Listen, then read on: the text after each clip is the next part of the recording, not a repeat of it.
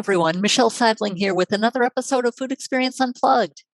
Today we're exploring work, creativity, and self-actualization. Here to help us do that is self-actualization engineer Orrin Davis. Orrin Davis earned the first doctorate in positive psychology and is a self-actualization engineer who enables people to do and be their best. He consults for companies from startups to multinationals on hiring strategies, culture, innovation, diversity, equity, inclusion, and employee well-being, and coaches people at all levels on building self-knowledge and developing personal growth trajectories. As the principal investigator of the Quality of Life Laboratory, he conducts research on flow, creativity, hypnosis, and mentoring. Dr. Davis also serves as the professor of creativity and innovation, entrepreneurship, business, and psychology at SUNY Buffalo State College, and gives workshops and lectures globally on human capital, creativity and innovation, and positive psychology. He's a startup advisor who helps early stage companies enhance their value propositions, pitches, culture, and human capital. And he writes and speaks avidly about human capital, creativity, innovation, and positive psychology. Please help me welcome Dr. Orrin Davis. This podcast is available on multiple platforms, including YouTube, Apple Podcasts, Spotify, and others. Please be sure to subscribe on your favorite podcast platform to be informed as new episodes become available. Also, be sure to like, rate, and review the podcast on your favorite platform. Be sure also to check out our website at foodexperienceunplugged.com for some resources as you begin your health journey. Orrin Davis, welcome to Food Experience Unplugged. Thank you. Great to be here. Oh, happy to have you on the show as a self-actualization engineer. And we don't get many of those here on the show, so I am anxious to find out all about that. But could you, as we begin, could you introduce yourself and what brought you to this point in your life and career? Why self-actualization? Why have you chosen that trajectory in your life? I think a lot of it is just something I fell into. Just growing up Orthodox Jewish, self-actualization is an important part of personal growth, development, becoming who you are. These are all really a significant part of the Jewish tradition. And funnily enough, Abraham Maslow, who coined the term self-actualization, made that all very popular. Also borrowed from his roots on that. And so that kind of inspired me to ask the question: how do people of all kinds do and be their best? We were given only one life. How do we really make the most of that? And it's something I just started thinking about as a kid. So I've got a life in front of me. What am I going to do with that? And that got me thinking about, how does everybody else do it, and how can we all do it better? And those sorts of questions just ended up leading me down this rabbit hole where I ended up studying chemistry. I ended up studying neuroscience. I ended up studying a bit of computer programming, engineering, a whole bunch of other things. Ended up doing my doctorate in positive psychology and organizational behavior, of all things. And I've been looking at this partly, how do people self-actualize through their jobs or through their careers, and how does the selection process of linking a company or a career and a person actually promote that self-actualization process? Wow, I love that. That's just kind of the need for self-actualization really drove you to those different areas of study over the years? Well, that, and not just for myself, but also seeing the fact that some people are able to access those paths easily and some are not. And I wondered why not. Like as I looked at that, to a 6-year-old mind, it's much more simple. 7, 8, 9. You're just looking at this and going, well, that's not fair. How come these people seem to be denied the opportunity to self-actualize, or aren't able to find opportunities to self-actualize as easily as others? Like why can't everybody all just do this? And I respect the fact that is simple, simplistic single-digit age thinking. But I still think it's a fair question. I'm pushing 40, and I think it's still a fair question, and one that's worth looking into. Okay, absolutely. Now, to backtrack for a moment, what is self actualization and how does that tie in with work and creativity and all of the wonderful things that you have studied? So again, borrowing from Maslow here, self-actualization is related to the fulfillment of people's potential. And thinking of self-actualization as a level, I think Maslow points out that you cheat yourself out of something if you think of self-actualization as like just a goal. It's really more of like you hit a self-actualization upward spiral where, once because there's no way to fulfill your potential without simultaneously increasing your potential. So once you fulfilled it, your potential will go up. And so you engage in this virtuous cycle of fulfilling your potential, increasing your potential, fulfilling that potential, increasing your potential, and so on. And really, the goal, as Maslow pointed out, was to go beyond yourself, to go beyond fulfilling your potential, to making some kind of lasting difference, self-transcendence, to go beyond the self, to leave your mark on the world, to make it a better place than what you found. And from Maslowian perspective, that's more than a cliche; that's an imperative. Okay, so you're kind of driven toward goal fulfillment or goal achievement throughout your life. I'm not sure it's just necessarily goals as much as becoming who you're capable of becoming. And in Mm, doing so, creativity, again, something Maslow pointed out, creativity is an integral part of that. Because, in that sense, creativity, I use Torres Amabile's definition, the creativity is the combination of the novel and the useful. So mm, it's creating something that's new that is also going to be useful to the world. Now, some other creativity researchers add the element of surprise to it, the idea that it's supposed to be novel, useful, and surprising. So novel is maybe not enough. Surprising is also necessary. Not sure I agree, but I understand the line of logic. In any case, the idea is that your uniqueness is going to add a level of the novelty to it.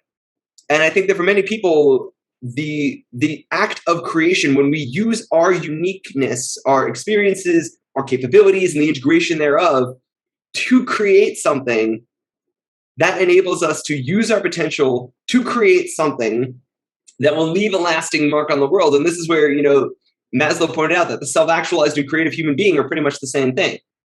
mm.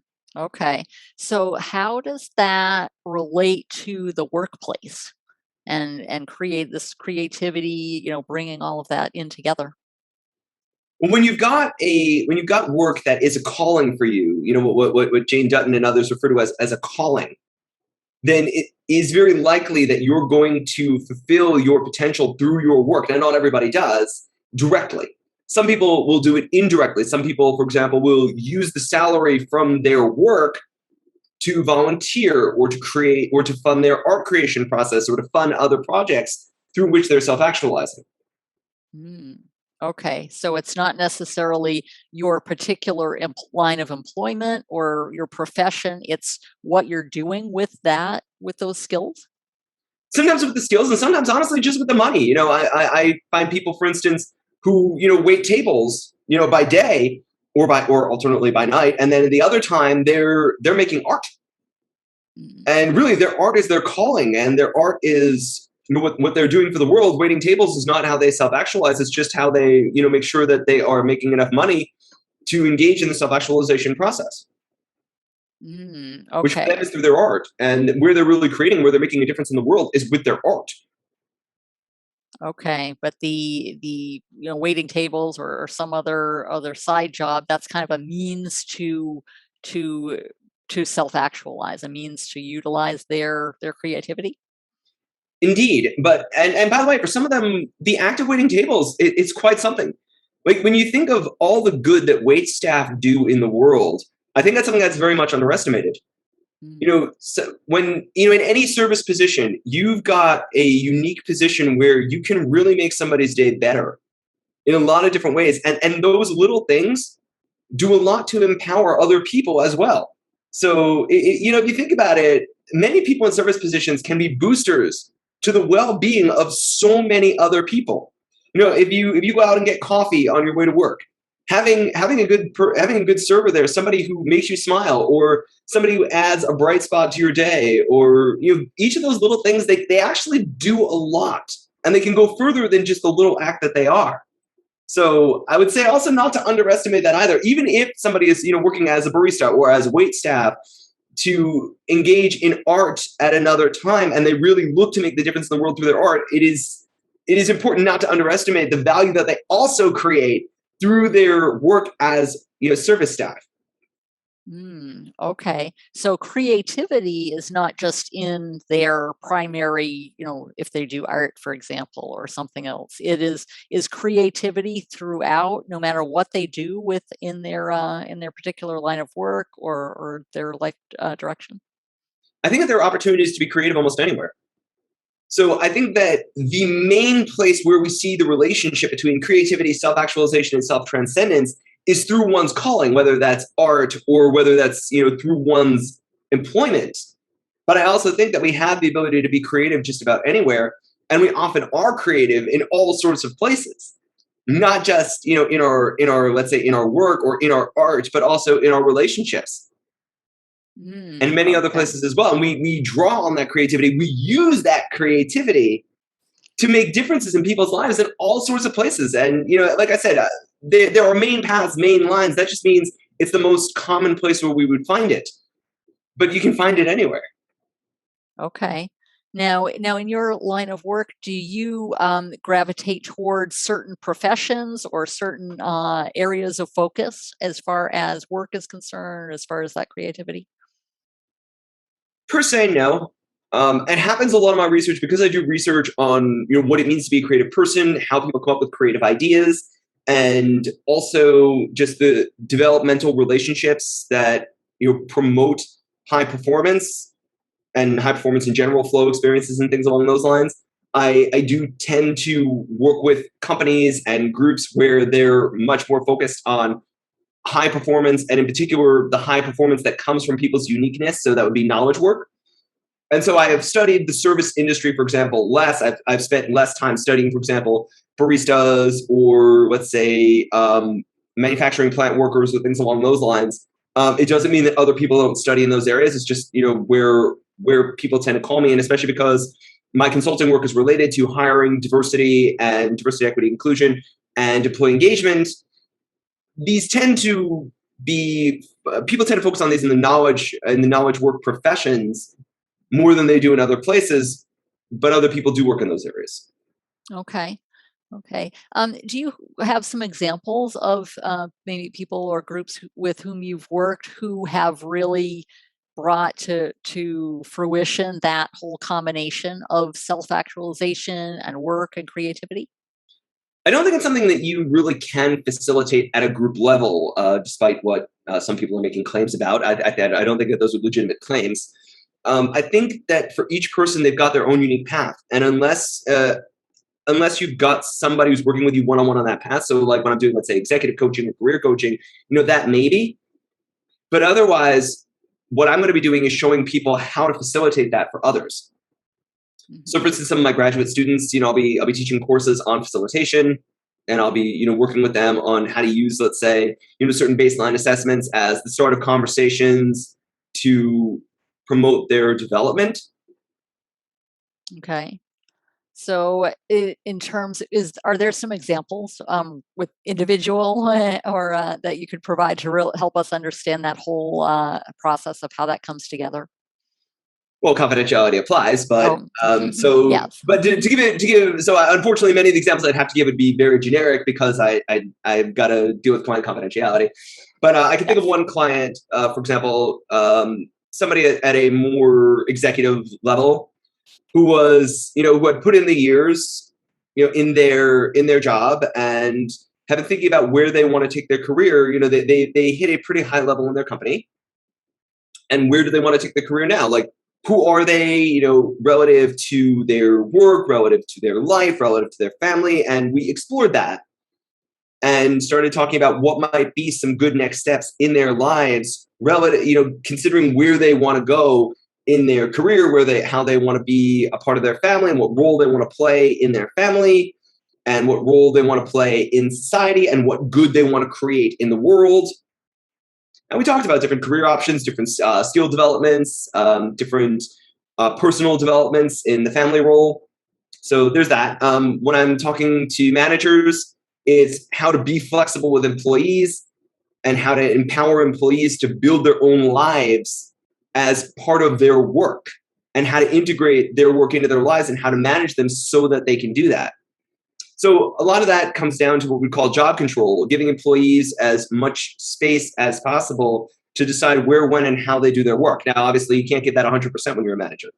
But the greater the extent to which you can do that, the better off your employees will be, the more engaged they're likely to be, and the higher their performance is likely to be at work.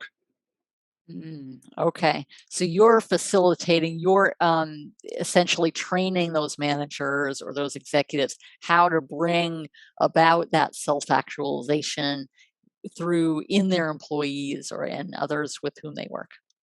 I don't know, bring about would be the way I'd put it. I'd say in many cases it's either to provide opportunities for it, or just to step back and get the heck out of other people's ways as they're doing that. Often we find that leadership and management get in people's ways. Humanistic psychology very much posits in general that left unobstructed and given the freedom to do so, all human beings will pursue self-actualization. So ironically, management can be the obstruction. So sometimes what I'm telling managers is get out of the way. Give people job control as much as possible. Let them decide how they're going to do it.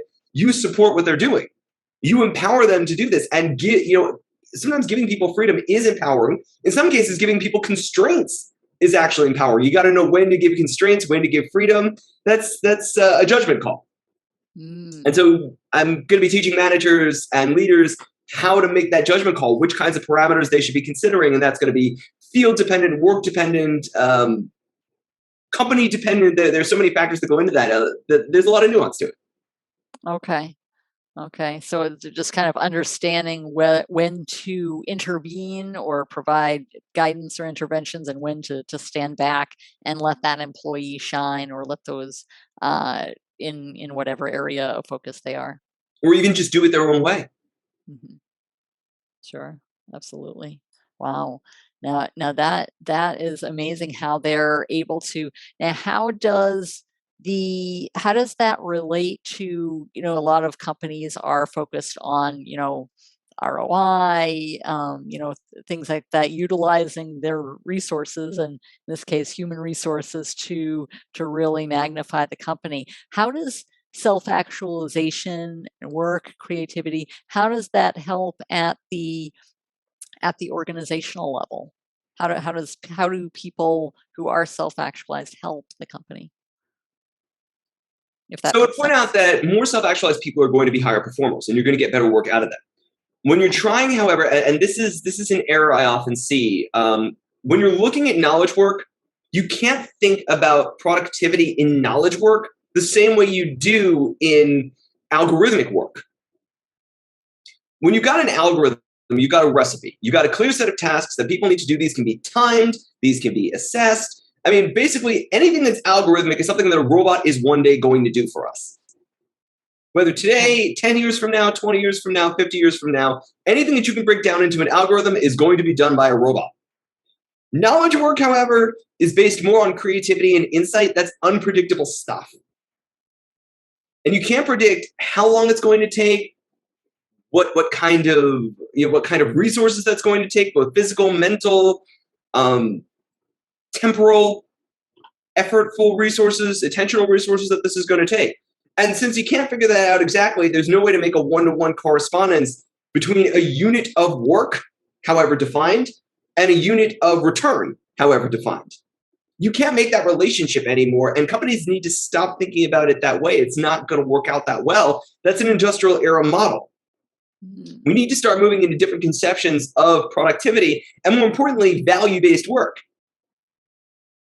Okay. It's not about, number of hours or anything along those lines. It's about what kind of value you're going to produce. And that's a much fuzzier algorithm, and it's because it's not really an algorithm.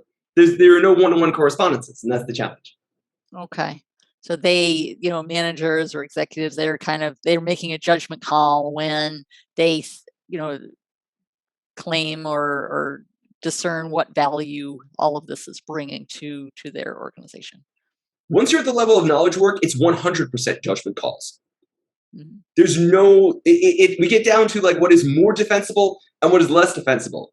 as faculty, I'm preparing my students, undergraduate, graduate, executive, for their careers in the real world. In the knowledge era, there's no right answer or wrong answer. There are more defensible answers and there are less defensible answers.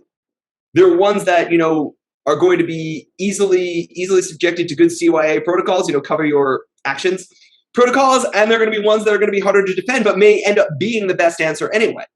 Mm. And that's where you have the question of like, what's going to be the tried and true, what's going to be more creative, what's going to work out better, what's going to work out less well. And you make the best predictions you can. But, even when you're doing that, I mean, if you've ever seen the movie Moneyball, the problem with these kinds of things is that when you're using statistics or when you're using the data, you can make great predictions. But for instance, that might help you win a baseball season, but it won't win you a 7-game playoff because there are only 7 games, winner take all. And I mean, listen, if there were 700 games, yeah, you could come up with predictions of who is likely, and you can say this is more likely, this is less likely. But the tighter the constraints, like, you can predict it's much easier to predict a baseball season on the basis of numbers, averages, things along those lines, than it is to predict some kind of 7-game thing. I mean, just to make that really simple, if I give you a fair coin, it's not so easy to predict. It's 50-50 as to whether it's going to be heads or tails. But if I tell you it's weighted in a certain way, right? If I tell you that 80% of the time it's going to come up heads, and 20% of the time it's going to come up tails, if I ask you to guess on a one-shot bet, you're obviously going to guess heads, but that doesn't mean that 20% of the time you're going to be wrong. Sure. Oh, wow. Now back to the individual level with building that self-actualization. How does this self-actualization, work, creativity, how does all of that relate to healthy habits and building individual health? So any of these endeavors is going to take energy. You need energy. And, it's funny. I think Tony Shorts really was the one who brought it out to the public eye, this idea of energy management. That's not even necessarily about productivity, is not even necessarily about time management. Time management, I think, and Tony Shorts, I think, makes this point very well, that time management is important. Energy management is a lot more important. Because it's not just about how you manage your time, but how you manage your time relative to your energy. And what are you going to have the energy to do what you planned out to do? Okay. So does that depend a lot on your profession, or what factors are involved in that whole energy management angle? So that's where the healthy habits come in too. It's not just your profession, but also, are you eating well? Are you sleeping? Somebody pointed out, it might have been Shorts, might have been somebody else. I'm forgetting off the top of my head if it was, but somebody pointed out, you want to know the number one productivity hack of all time? The number one absolute best thing you can do? Get enough sleep. And no matter what you do, more important than which time management system you use, all the rest of that stuff, if you're not getting enough sleep, none of it matters. And I would argue the same thing if you're not eating well. If you're not getting enough sleep, if you're not getting exercise, if you're not eating well, those are the top 3 productivity hacks of all. And if you're not doing those things, it doesn't matter what else you do. The rest of that's going to be shoveling dung against the tide. Okay, good point on that. Now on that note, what are the first steps in this whole self-actualization process, at the individual level of just building that up and fulfilling whatever it is that they feel called to do in their lives? So for that, I would say temet noske, know thyself. It's the most important thing to do. And often, we like to take the time to get to know other people. We go on networking meetings, we go on, we go to these events and we're shaking hands and all that stuff. How many of us actually shake hands with ourselves? And do we really sit down and take the time to get to know ourselves the way we might sit down and take the time to get to know other people? Okay. So at what level in terms of that whole self-actualization, knowing yourself is it, a lot of different levels? Is it, what are some factors that are associated with that? I think it's worthwhile to think of our relationship with ourselves as one of the key relationships that we need to have. And I think it's one that we neglect very often. So again, it's fundamental. Just as, healthy habits is the most important productivity hack, and nothing you do is going to matter if you don't get enough sleep, eat well, and exercise. Similarly, it's not going to matter what kinds of programs or agendas you develop for your own self-development. If you don't know yourself, it's not going to matter. You're not going to make good choices. And you're not going to have the personal capital to do anything. Okay. So knowing yourself in terms of your strengths and weaknesses, or is there more to it than that? Strengths, weaknesses, preferences, values. The things, it's not just about the things that we're good at doing, but also the context in which we're good at doing them. Even things like strengths and weaknesses are very much contextualized. So for instance, you can be good at something, but in certain contexts, that's going to be great. And in other contexts, it's not. So even the dichotomy of strengths and weaknesses, I find that to be a false dichotomy.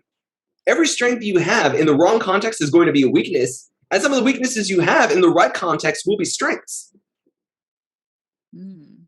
Okay, interesting. And just really taking time to dissect all of that and knowing that, is that a usual first step with the clients that you work with, really going through and getting into the minutia of those details? Certainly when I'm getting to know a client, and in those early consultations, part of what I'm going to want to know is how well do they know themselves.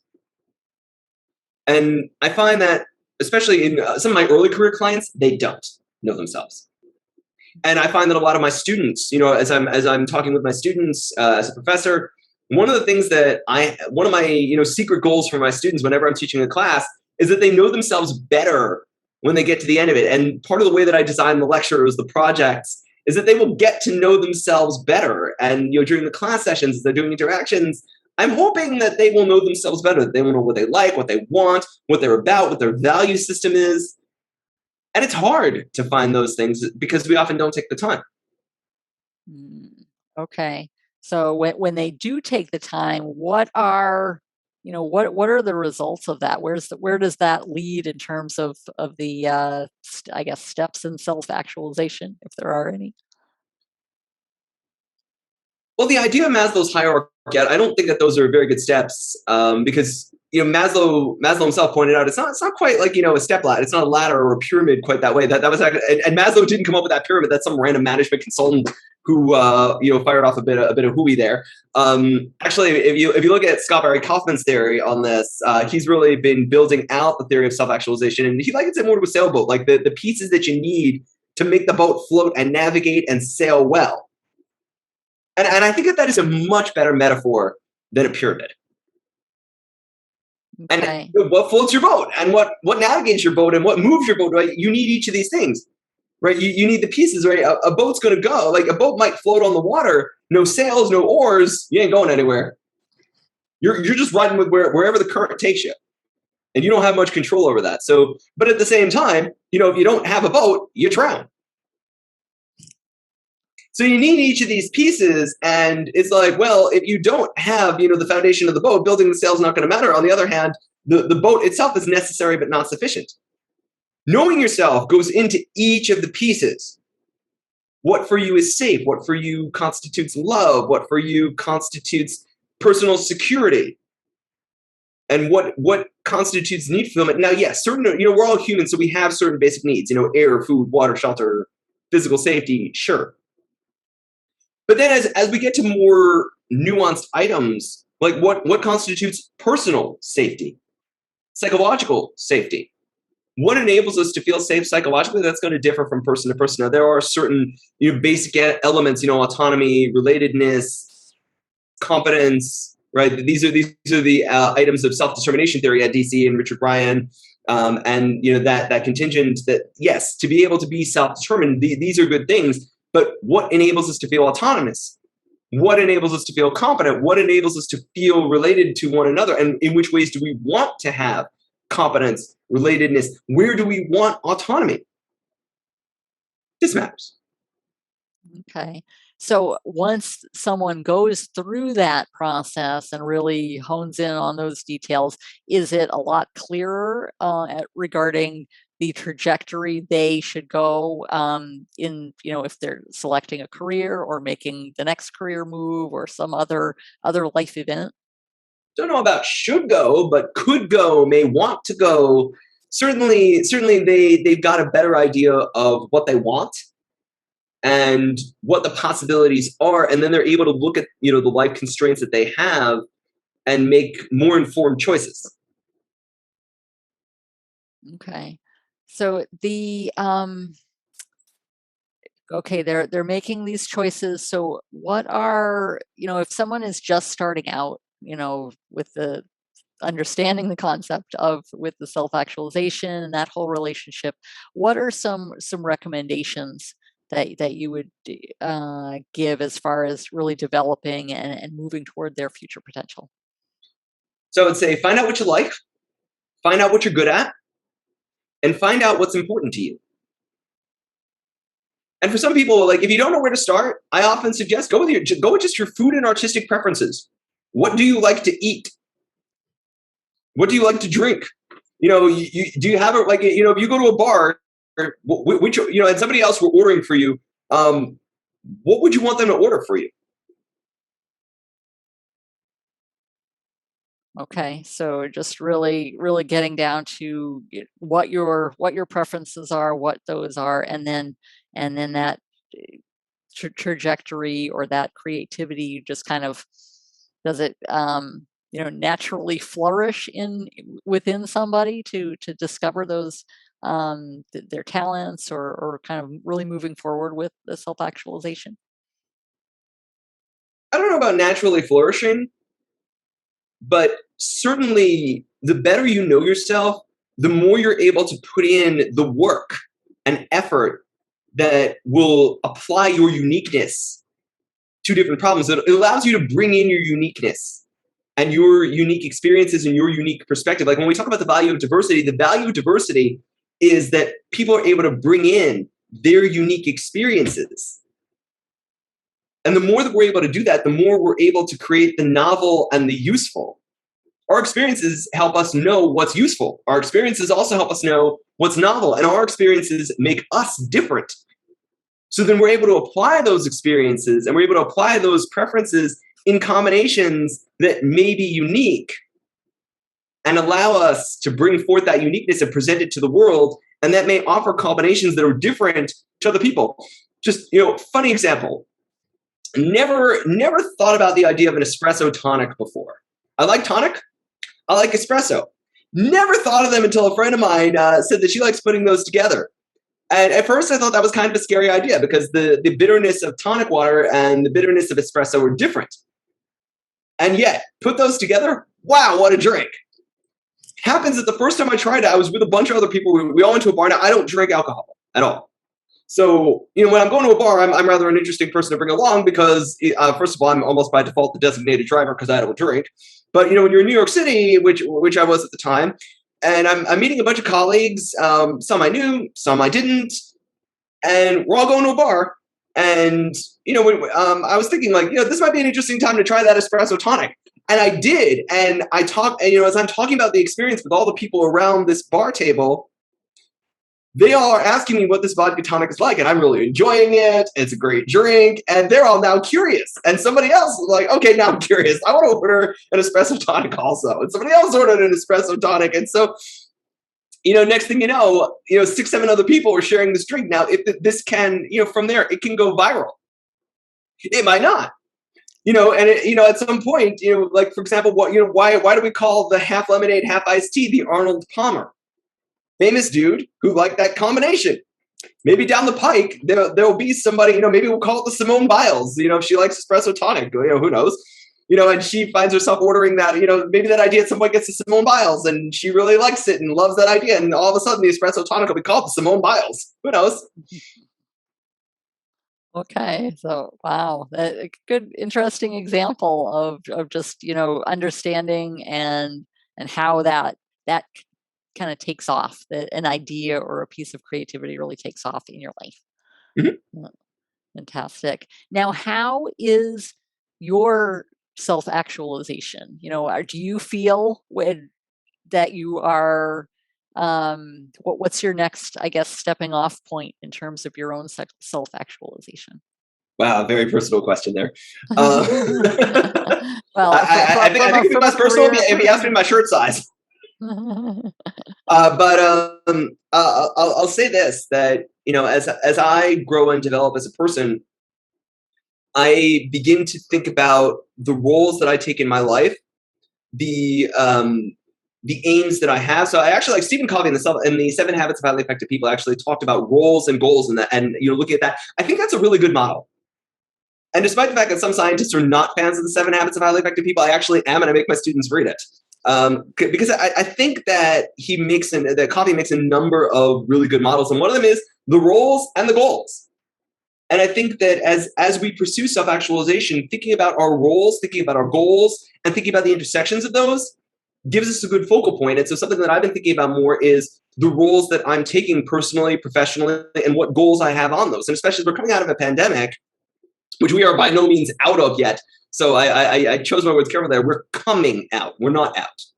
But as we do, a lot of us are rethinking what are the roles that we're going to be taking in our lives? What are the goals that we have for ourselves?